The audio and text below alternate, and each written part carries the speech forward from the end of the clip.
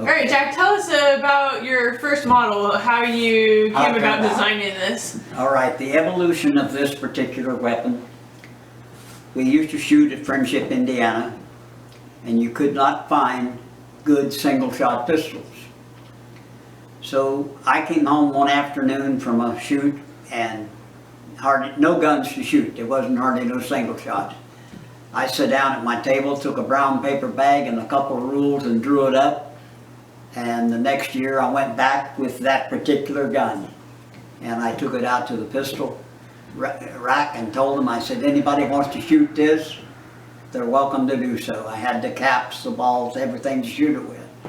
So when I came home with orders for 25 guns. Oh my.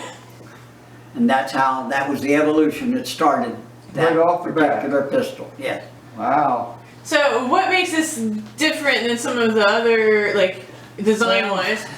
Most of the guns that you found at that time were in percussion or flint, and they were handguns, like dueling pistols or things like that.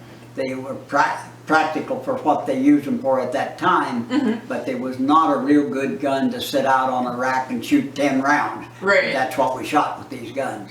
Okay. So I decided to make a gun that you could walk out there and win with. Nice. And that was the pistol that started, and they won it 5 years straight with that particular gun. Oh, awesome. We made them in different calibers, anything from 40 to 58. Do they have the twist?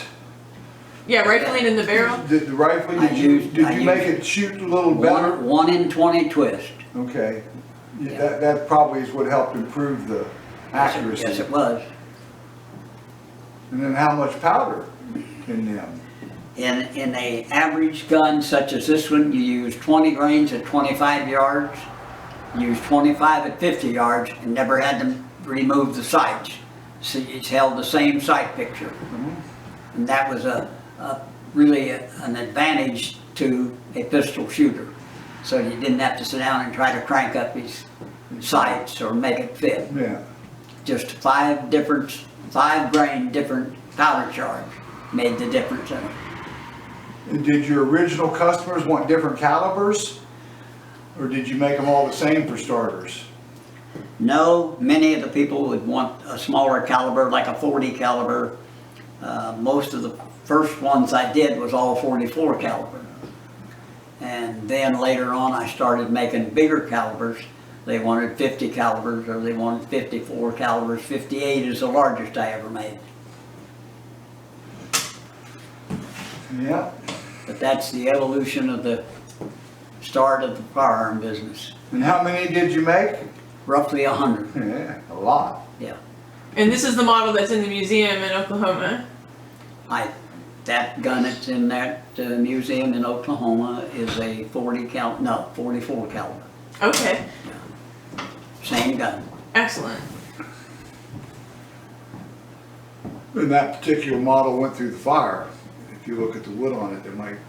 Well, that one, when we had the bad fire, that gun was one of the guns I shot, so it went through the fire, and then after that, I just left it like it was, so because it was an experimental model. It's, that's been an enjoyable thing. The National Muzzleloading Rifles, I've been in that since 1948, and that was one of the things that was the instigator of the stuff. Kept you going, working? Yeah. 52 and 22, that's 74 years. Yeah. Wow. Older than I am. Yeah. A little. Yep. Yeah, well, it's been a good bunch of people you've got. Well, when you enjoy something, it's not a day's work. Right.